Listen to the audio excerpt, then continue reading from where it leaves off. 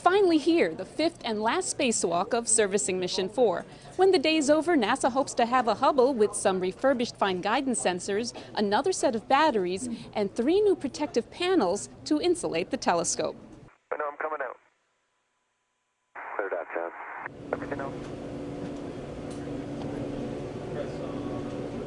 All the battery connectors are, you made it. The batteries that have been on Hubble have been on there for some 20 years now, and their capacity, their ability to deliver power to the telescope has declined over the years. So we found it was important to get a new set of batteries up there, get the capacity of the system back up, and ensure that we can be out there for at least meeting the 5-year mission goal, and hopefully much longer than that. Just tether or tuck the connectors clear of the battery. Well, things right now are going very well there. Really ahead on the schedule. Looks like they'll get everything done. So that's very exciting. Really nice work on batteries, guys. Lab and test is good, as you heard, so we're on our way here today. FGS is next. We're putting in a new refurbished FGS that was brought back from a previous mission. The fine guidance sensor actually really works well with the control system to hold the telescope very precise on an image so that we don't get blurred images. 10 left, but your go for the other connectors. The sensor, the servo system has been degrading over the past few years because of an electrical component problem, and it was slowly dying essentially, so we had to replace this one. John's going to try to use the EVA ratchet to break the torque on that handle bolt. Do you have an MTL setting for us? The failure. The failure pin. Okay, break free. Come on, break free. It's either 23 or 38. Yeah, I think it's got to be 38. Thanks, John. Ah! It'll come out smoothly when it takes it. I think you got it. Something happened. I think you got it. Good deal. All right. I am glad that everything went well with the FGS. We needed a good instrument on board, and this one here will last for a long time. 10.5.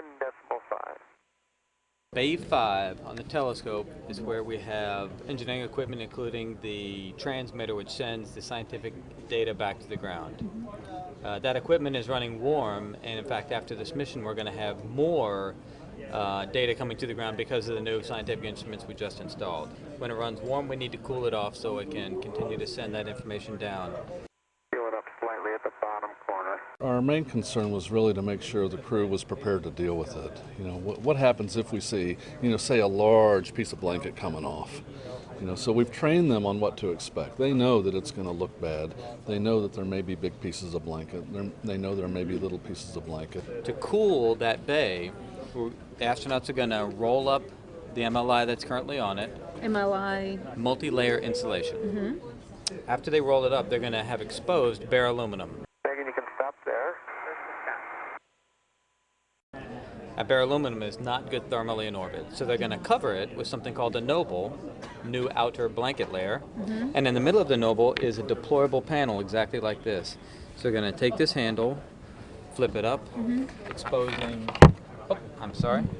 adhesive on the backside. They're then going to peel off a release liner, so having a big 400 square inch piece of fly paper. That fly paper will then be folded back onto the telescope, and then they will use a roller to roll the new radiator onto the telescope.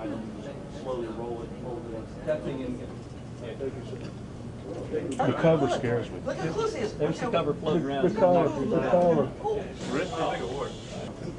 Just keep coming.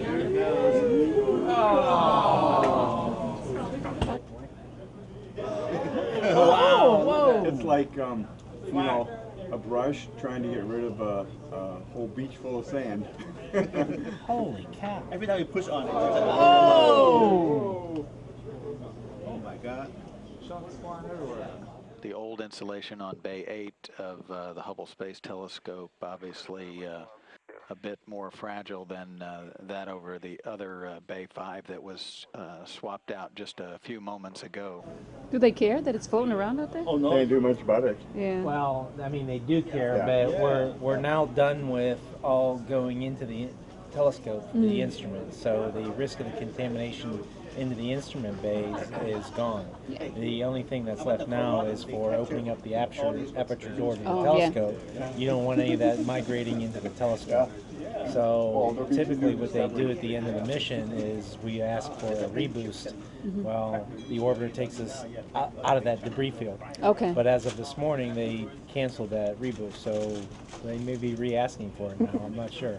You know, all in all, for something that's been up there 19 plus years, it looks in pretty good shape.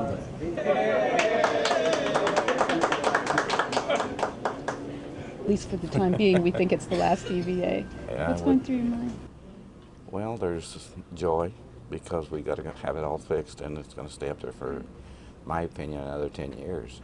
But there's also sadness to see it go. Yeah, I've been on Hubble really my whole professional career, so this is really all I know. So it's mixed emotions knowing that everything was completed successfully, but it is also sad knowing that this is probably the last time we'll be up to see the Hubble.